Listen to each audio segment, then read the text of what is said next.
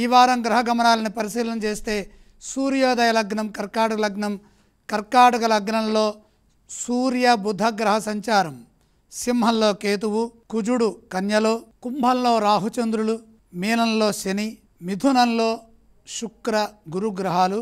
ఈ విధంగా గ్రహ సంచారం కొనసాగుతోంది.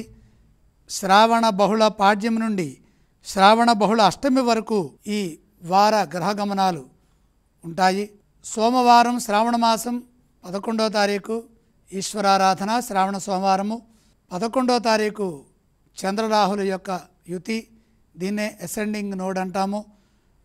12వ తారీఖు మంగళవారం సంకష్ట ఆహార చతుర్థి, అలాగే గురు శుక్రుల యొక్క సంయోగము 12:23 మంగళవారం జరుగుతుంది.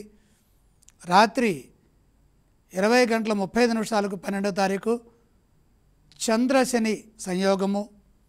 14వ తారీఖు రాత్రి 23:31 చంద్రుడు భూమికి దగ్గరగా ఉంటారు. దీన్ని పెరిజి అని పిలుస్తాము. 3,69,300 కిలోమీటర్ల దూరంలో ఉంటారు. 16వ తారీఖు శ్రీకృష్ణ జన్మాష్టమి